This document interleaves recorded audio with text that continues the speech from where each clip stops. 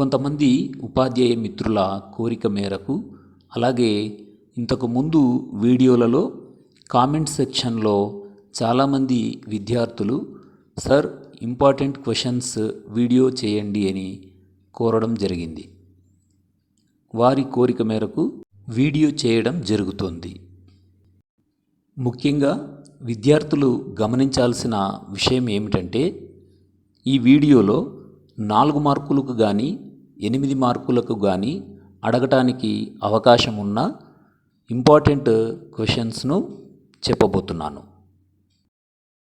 అయితే విద్యార్థులు ఇప్పుడు నేను చెప్పబోయే ప్రశ్నలు 4 మార్కులకు అడిగినట్లయితే కనీసం 4 పాయింట్లకు తగ్గకుండా లేదా అంతకంటే ఎక్కువ పాయింట్లు రాయాల్సి ఉంటుంది. అదేవిధంగా 8 మార్కులకు ప్రశ్న అడిగినట్లయితే 8 పాయింట్లకు తగ్గకుండా అంతకంటే ఎక్కువ పాయింట్లు రాయవలసి ఉంటుంది. ఈ విషయాన్ని ప్రతి ఒక్క విద్యార్థి గమనించాలని కోరుతున్నాను. భారతదేశం భౌగోళిక స్వరూపాలు. హిమాలయాలు ప్రస్తుతం ఉన్న స్థానంలో లేకపోతే భారత ఉపఖండ శీతోష్ణ స్థితులు ఎలా ఉండేవి? భారతీయ వ్యవసాయాన్ని హిమాలయాలు ఏ రకంగా ప్రభావితం చేస్తున్నాయి? గంగా సింధు నదీ మైదానంలో జనసాంద్రత ఎక్కువ, కారణాలు తెలపండి. తూర్పు మైదాన ప్రాంతాలు, పడమటి మైదాన ప్రాంతాల మధ్య పోలికలు, తేడాలు ఏమిటి? భారతదేశంలోని మైదాన ప్రాంతాలు వ్యవసాయానికి దోహదపడినంతగా పీఠభూమి ప్రాంతాలు తోడ్పడవు. దీనికి కారణాలు ఏమిటి?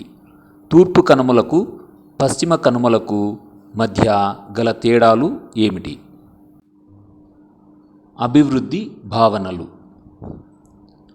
అబ్బాయిలతో పోలిస్తే అమ్మాయిల చదువుకు తల్లిదండ్రులు తక్కువ ప్రాధాన్యత ఎందుకు ఇస్తారు? ఆడవాళ్ళు ఇంటి బయట పని చేయటానికి లింగ వివక్షతకు మధ్య గల సంబంధం ఏమిటి? ఉత్పత్తి, ఉపాధి. ఆర్థిక కార్యకలాపాలను ప్రాథమిక, ద్వితీయ, తృతీయ రంగాలుగా విభజించడం ఉపయోగకరమైనదేనా? ఎందుకో వివరించండి. సేవా రంగం ఇతర రంగాల కంటే ఎలా భిన్నమైనది? కొన్ని ఉదాహరణలతో వివరించండి. వ్యవస్థీకృత రంగం, అవ్యవస్థీకృత రంగం మధ్య తేడాలను వివరించండి. భారతదేశ శీతోష్ణ స్థితి. భారతదేశ శీతోష్ణ స్థితిని ప్రభావితం చేసే అంశాలను వివరించండి. భూగోళం వేడెక్కడంలో మానవుని పాత్రను తెలపండి. భూగోళం వేడెక్కడాన్ని తగ్గించడానికి కొన్ని చర్యలను సూచించండి. భారతదేశ నదులు, నీటి వనరులు. భూగర్భ జలాల చట్టాలు పాతబడిపోయాయి మరియు ప్రస్తుత కాలానికి తగవు. వివరించండి.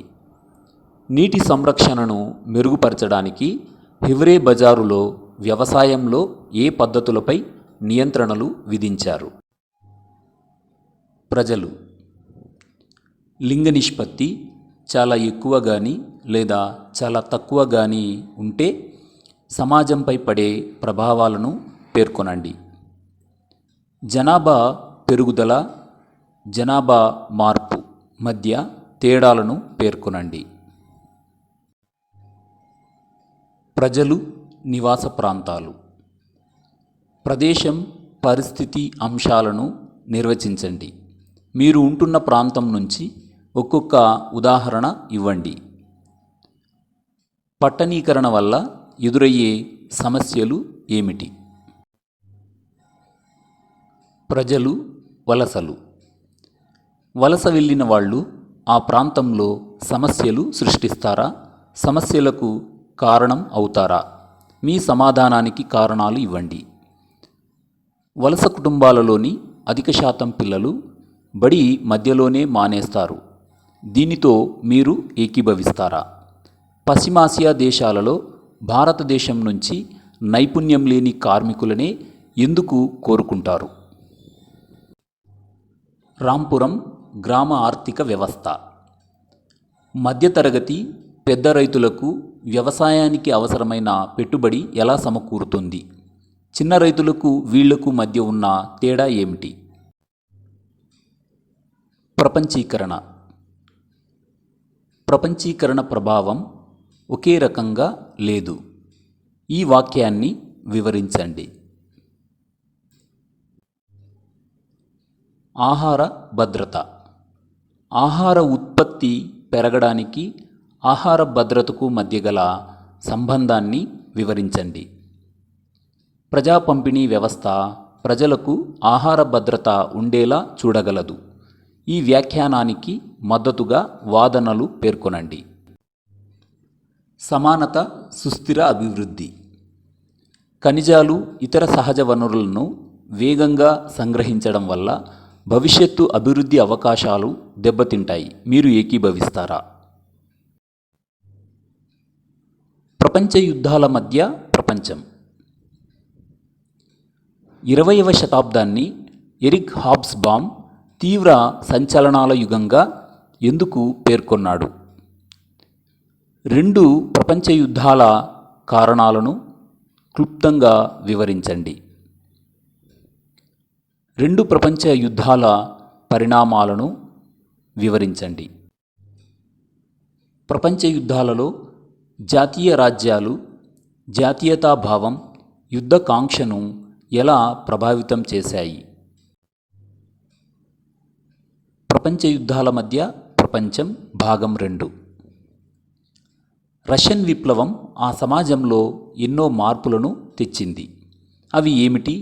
వాళ్ళు ఎదుర్కొన్న సవాళ్లు ఏమిటి? నాజీ జర్మనీ చేతిలో యూదులు ఏ విధమైన వేధింపులకు గురయ్యారు? ప్రతి దేశంలోనూ కొంతమంది తమ ప్రత్యేక గుర్తింపు కారణంగా వేరుగా చూడబడుతున్నారా? తీవ్రమాంద్యంతో జర్మనీ ఎదుర్కొన్న సవాళ్లు ఏమిటి? నాజీ పాలకులు, హిట్లర్ వాటిని ఎలా ఉపయోగించుకున్నారు? వలసపాలిత ప్రాంతాలలో జాతి విముక్తి ఉద్యమాలు. స్వతంత్ర నైజీరియా దేశం ఎదుర్కొన్న సవాళ్లు ఏమిటి? స్వతంత్ర భారతదేశం ఎదుర్కొన్న సవాళ్లతో పోలికలు, తేడాలు ఏమిటి?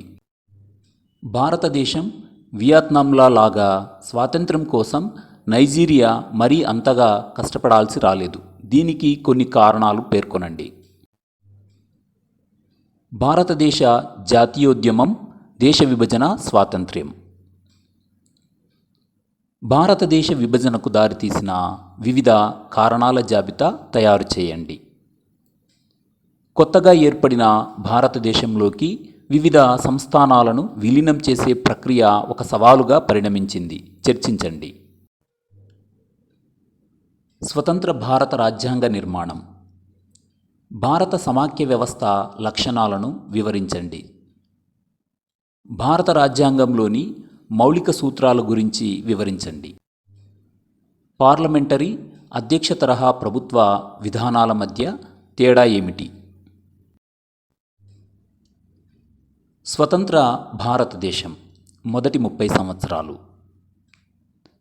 స్వాతంత్ర్యం వచ్చిన తొలి సంవత్సరాలలో సామాజిక, ఆర్థిక మార్పు తీసుకురావడానికి ఏ చర్యలు చేపట్టారు?